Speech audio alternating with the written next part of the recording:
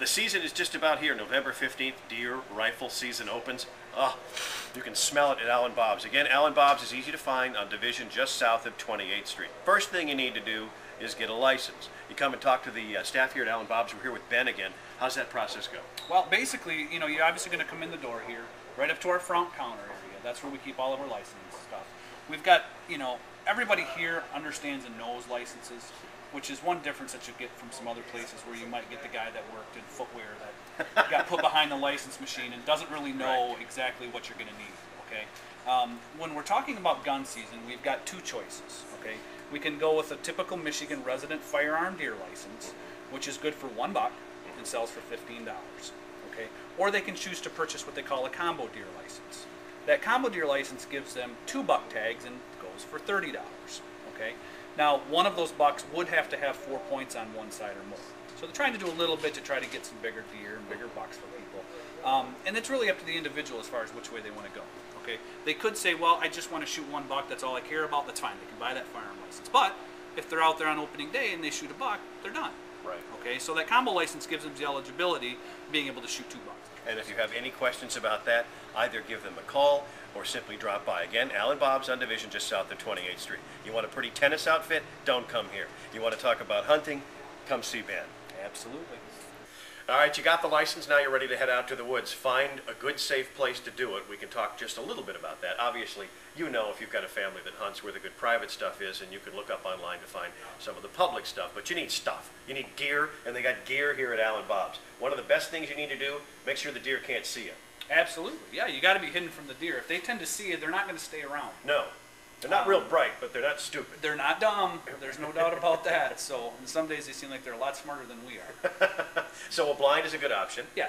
You know, you've got a couple of options. Obviously, today's ground blinds have come a long ways. They're portable. They pack down small. You can, you know, put them over your back, walk out into the woods, set them up. They're very easy to set up and take down. You can really do it in the dark without having any type of light aid with you. And they're very nice if you maybe you're staying warm, you're staying dry. You know, obviously you have various types of windows to be able to shoot through. You know, just a really good idea, not only for gun hunting, but for the bow hunter as well. These things are becoming more and more popular. And it looks like it's got good ventilation in case you're hunting with a buddy. Well, that's probably not a bad idea. Yeah. Been there. Yeah. So, smelled that. You know, these things in the woods right now, great idea. Now, as we're talking about firearm hunting coming up, this is camouflage. All right. If you're hunting, especially in areas where there's going to be more people around, and obviously during Michigan's gun season, there are going to be quite a few people. A big recommendation, you're going to want to have a little bit of hunter orange on this blind, all right, because they blend in so well that for a safety standpoint, you're going to want to have something that as a hunter's walking through the woods, he'd be able to see this, all right, and not have to worry about that. Excellent. Okay. And then you can get above the deer as well. Yeah, if you want to take that next step and, you know, not be a kind of a pansy about it, you know, you get right up into the tree. You've got ladder stands, which obviously are the easiest ones to get into, just like climbing up a ladder and getting into the seat.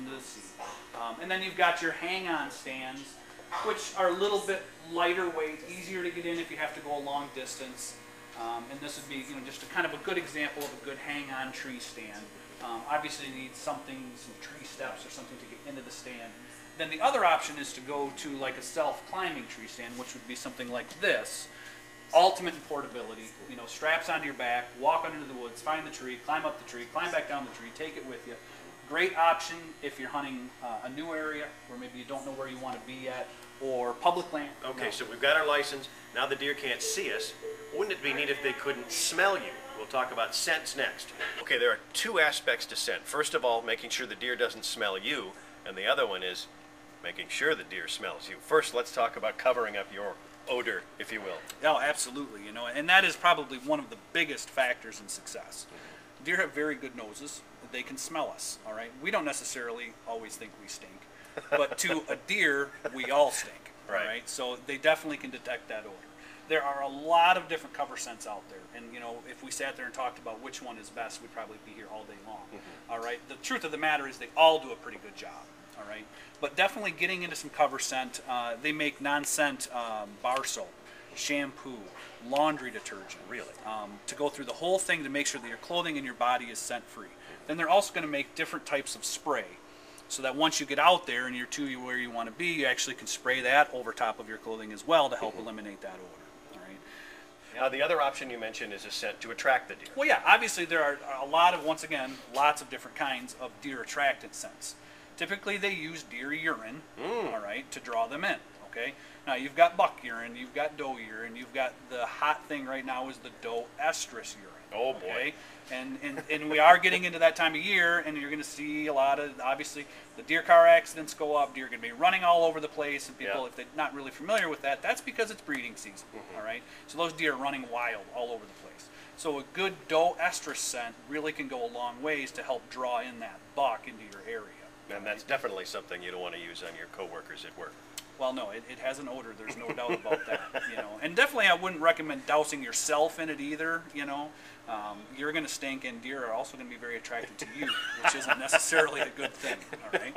No, they're sneaky. Yeah. All right, that's the deal. From getting that big buck to getting the license, you can do it right here at Al and Bob's. Al and Bob's on Division, just south of 28th Street. Ask for Ben, Merle, anybody that works here.